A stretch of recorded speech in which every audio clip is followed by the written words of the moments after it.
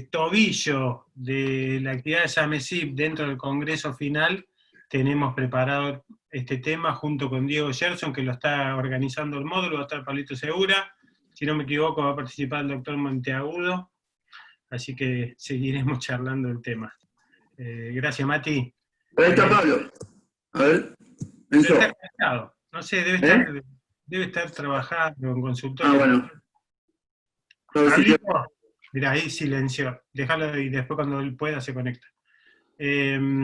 Leonel, compartinos tu pantalla. Les cuento para los que no estuvieron en el Ateneo anterior. Leonel nos mostró un caso, un defecto óseo segmentario postraumático de tibia distal, que ahora nos va a repasar los antecedentes, la historia, repasarla bien rápido, Leonel. Y empiezo desde el final, o sea, no hago todo de vuelta. Exacto, así discutimos la resolución. Bien.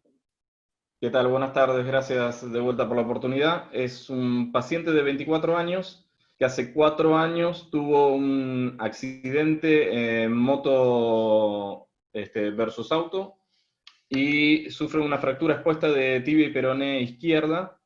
Se le hicieron varios tratamientos de toilette, toma de muestras,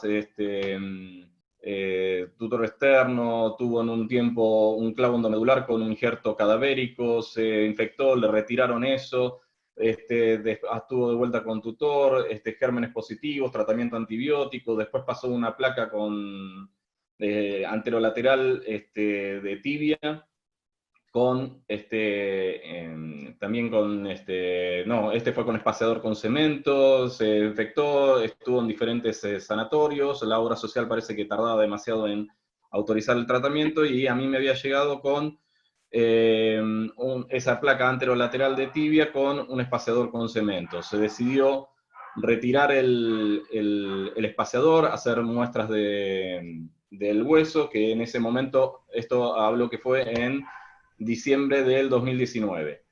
En ese momento los cultivos habían dado totalmente negativos, entonces a las 6 semanas que le hago esa toilette empieza con un proceso flebótico, infección, se hace en toilette, se retira el material de osteosíntesis que ya traía, se colocó un tutor externo, comenzó con defectos en las partes blandas, entonces en uno de los últimos ateneos presenciales en el Finoquieto se decidió recambio del tutor, un injerto vascularizado, y colocación nueva de cemento con antibiótico, y después de ese hecho, evaluar nuevamente a ver qué se podía hacer con este paciente. Así que lo presenté hace 15 días, esta es la conformación que le hicimos con el tutor, que se hizo tibia a pie, se colocó un nuevo cemento con antibióticos, y se hizo, esto es la tomografía, y se hizo el injerto vascularizado. Estas imágenes son de hace una semana, que el paciente viene muy bien, el injerto está vital, está fantástico, hasta está ya creciendo vello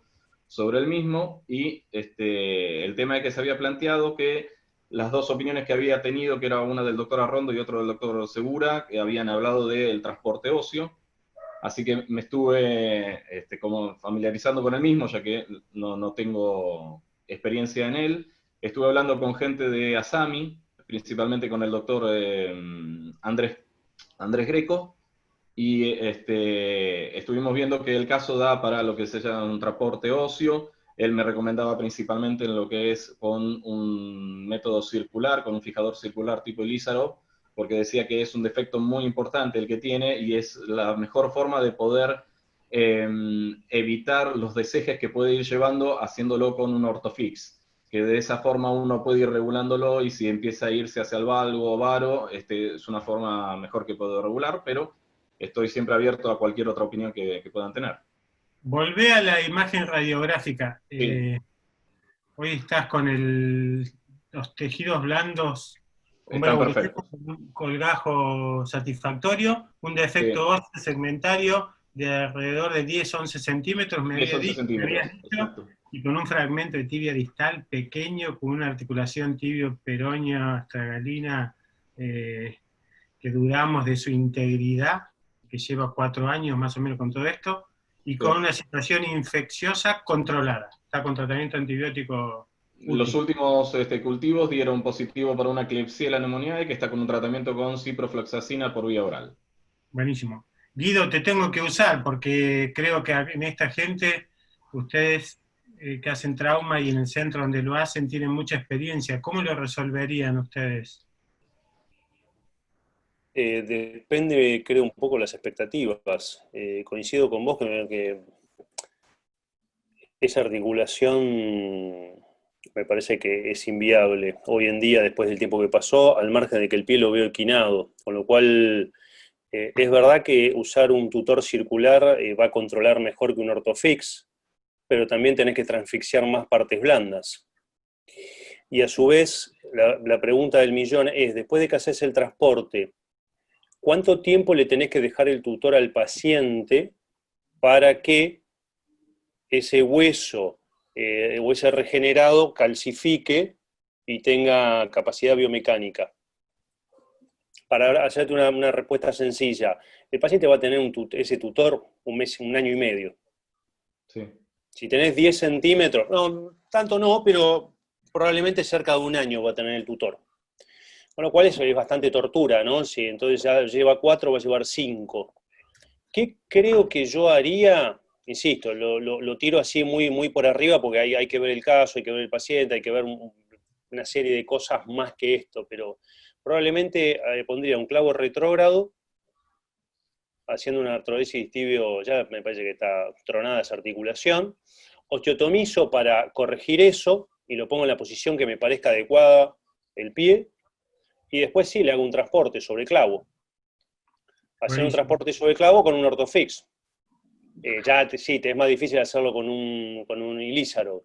¿Qué gano con eso? Estabilidad, no tengo el deseje que planteaban solamente con el ortofix, y cuando la bala llega a su sitio, de alguna manera puedo fijarla, con lo cual la carga va por el clavo y el paciente sigue caminando, y el tiempo de tutor es el tiempo de transporte, no transporte más calcificación, digamos, del regenerado.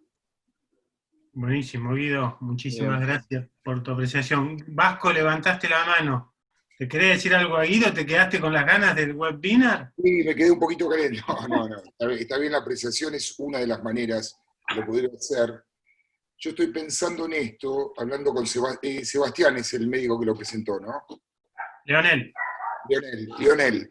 Yo lo que haría es yo haría un sistema híbrido de transporte, por lo que decía recién Guido, en relación a la tolerancia a los circulares en el transporte. Básicamente son peor tolerados en la zona proximal, por la transficción de todo el tríceps ural y el aparato extensor. Pero haría un aro distal para ese fragmento pequeño que tenés de tibia distal, y aprovecharía la primera cirugía para retirar este implante y mejorar el eje. Le pondré una placa en peroné. Para mejorar el eje y prepararlo para el transporte. Y otro detalle importante, si uno diseña un transporte óseo, es hacer la osteotomía de transporte en un nivel de amputación. ¿Qué quiere decir? Uno tiene tendencia al transporte óseo a hacerlo lo más metafisario posible para tener mejor osteogénesis, pero no nos tenemos que olvidar que este paciente, ante el futuro fracaso, puede llegar a terminar en una amputación. Entonces ese es un detalle a tener en cuenta. Y otra cosa, y acá termino, con respecto a lo que decía Guido, teníamos una serie en el Instituto Duputré, en el equipo, en el CEP, interesante, de reconversión de transportes de osteosíntesis. Una vez que llega la bala a coaptar la zona del locking site, como se dice, distal, se puede reconvertir a osteosíntesis, para que el paciente no tenga que tolerar el tutor todo el tiempo para que termine de corticalizarse el transporte. Se pone una placa medial para la parte distal y una placa proximal lateral en puente para la zona del transporte, para que no tenga que tolerar el tutor todo el tiempo de corticalización. Gracias, Vasco. Guido pregunta a Pablito Segura si el clavo que usás lo forrás con cemento con antibiótico. Va a depender de básicamente dos cosas. Una es los antecedentes del paciente, puntualmente creo que en este caso sí, y otra es un tema de relación continente-contenido. Si vos forras un clavo, te va a aumentar el diámetro y a su vez vos querés que la bala deslice a través de. Pero me parece que este canal da para eso. digamos, para forrarlo con cemento. Creo que sí, creo que lo haría. Doctor Monteagudo levantó la mano. Sí, obviamente son casos muy complejos, pero quiero comentarles a ustedes, compartir la experiencia que he tenido con 2 de mis últimos casos de transportes. Tengo pocos hechos, pero los 2 últimos han sido especialmente problemáticos. Cuando hacemos el transporte nos imaginamos siempre como cirujanos ortopédicos el plano óseo, estamos preocupados por el plano óseo, pero cuando hacemos un alargamiento en un transporte tenemos 2 problemas que son muy graves. En un defecto tan grande para poder hacer un transporte tan largo, que era tan ambicioso como que nosotros propusimos en esos 2 casos que les cuento que acabaron mal, cuando llevamos un alargamiento aproximado de unos 5 centímetros, el nervio peroneo dejó de funcionar. Entonces, ¿qué hace uno a continuación de eso? Para el transporte, vuelve a replantearse el caso. Ese nervio peroneo nunca volvió a funcionar, nunca recuperó más en ese paciente. Y paramos el transporte y ni recuperamos el nervio ni recuperamos el transporte. Y el segundo problema que tuvimos en ese paciente y en otro todavía mucho más grave, fue un paciente al que ya se había hecho una revascularización previa porque no llegaba sangre al foco abajo. Los cirujanos vasculares hicieron una revascularización para ganar sangre y para poder tener una arteria a la que poder enchufar un peroné vascularizado. Todo eso fue muy bonito, tengo unas imágenes y unos vídeos maravillosos, pero ese caso acabó en un desastre también. Y se lo digo para que tengan también, porque lo pasamos muy mal en quirófano. Ese paciente, imagínense ustedes el alargamiento proximal metafisario, cuando llevamos 5 o 6 centímetros de alargamiento sobre un peroné abajo, el paciente vino con un flexo rígido de rodilla. En 2 semanas desarrolló un flexo rígido de rodilla, porque obviamente los gastrocnemios son biarticulares. Y al hacer el alargamiento tuvimos este problema, hizo un efecto cuerda de arco muy rígido y teníamos un flexo tremendo. Nosotros dijimos, bueno, pues no pasa nada. Le llevamos a quirófano y como tenemos cierta experiencia en alargar el gemelo, hacemos un alargamiento gemelar. Hacemos un alargamiento gemelar medial y aquello no iba. Hacemos un alargamiento gemelar lateral y aquello no iba. Entonces pensamos que eran las partes blandas de articulares. Entonces, ¿qué hacemos a continuación? Pues lentamente fuimos estirando la rodilla como cirujanos ortopédicos, esperando escuchar un chasquido suave y no el fémur, la tibia, ¿no? Y sin embargo aquello empezó a sangrar. Se rompió la poplitea. Entonces hay que tener mucho cuidado con las complicaciones de partes blandas en estos pacientes.